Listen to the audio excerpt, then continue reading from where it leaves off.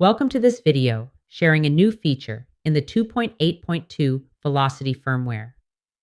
This new Velocity release includes support for displaying button data or text from a hosted CSV file. If after watching this video you would like more information on the custom UI, you can go through our new course called Level 302, which shows how to create a full custom UI touch panel in Velocity. First, you need to make certain you have updated your gateway to the firmware 2.8.2 or greater. If your system is not connected to the internet, then you can go to the website and download it so you can add it manually. Make sure you unzip the file to access the firmware and the release notes. Under the Settings tab, select Gateway. You will need to check the terms and conditions so that you have the ability to drop the file on the square. This will take a few minutes to update, and the gateway will need to reboot.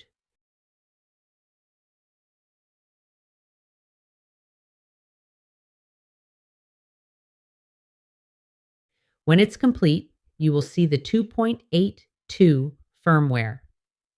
We need to set up our site and room. At a minimum, you need to add a touch panel device. The newest feature we are going to share is the ability to bring in text from a CSV file, or comma-separated value. This file must be saved on a cloud or network server. We are going to walk through how to set up the data sources for Box, Dropbox, and Google Drive. Let's look at why we would want to set up a text file on the custom UI. For our clients, they want to be able to set up a welcome message within their 5 conference rooms. So the CSV file will have the room number on column A and then the welcome message for each room.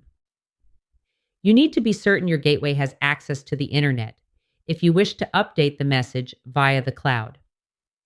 Under the custom UI, we will add a label and select the Style tab. Under the Type dropdown, select Data Source.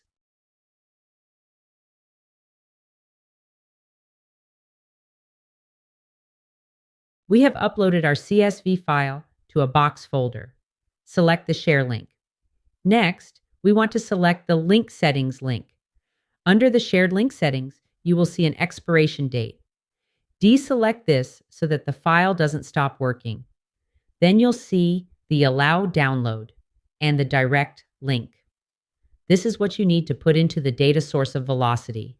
Select Copy and Save. Back on our touch panel, select the New Data Source button. It will bring up a pop-up window where you can name the data source. For our example, I will name it Box and paste the URL we copied from the Box folder. You saw that my file does have a header as the first row, so let's keep that selected and say Save.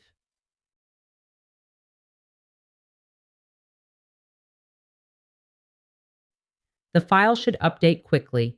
If there is an error with the file, it will tell you. You will see the column name. We are going to change it from Room to Message, which is the column we are using. For this touch panel, we are going to select the first room message, or row 2. To use this same file in multiple rooms, you would add more panels and select the next row. This is just one use for this data source. You might choose other content, and it can be set up to have multiple rows or columns. Maybe we want to tell the chess club that they have the room from 5 p.m. to 6:30 p.m. We can open the file, add the 2 columns and the content for the chess club. Back on our device, let's add 2 more labels.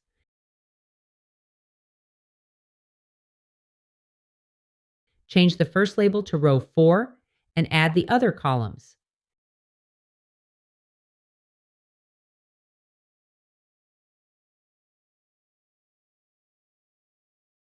Just like that, we can modify a custom UI using a cloud data source.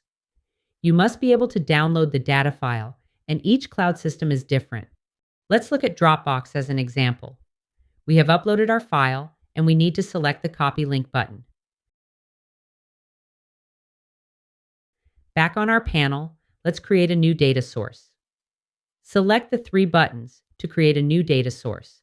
Let's name it Dropbox and paste the link. At the end of the Dropbox link, you will see a 0. Change this to a 1 and select Save. Now you have a Dropbox link. Other programs are a little more complicated, so you will need to do the research for your cloud program.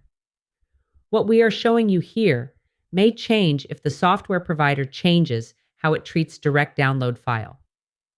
Let's look quickly at Google. I have uploaded the file and selected the link. Using Notepad, I will add the link, but in order to make it a direct download file, I need to modify it. Your link should look like this one. Each file has a unique file ID within the link. This is the text between D / and \view. Remove the text file \d / from the link and replace it with UC ? ID =. Now remove the section after the file ID, including \view, and replace it with &export = download in place of the text you have removed. This is what it should look like afterward. Now create a new data source and use this link for the Google data source.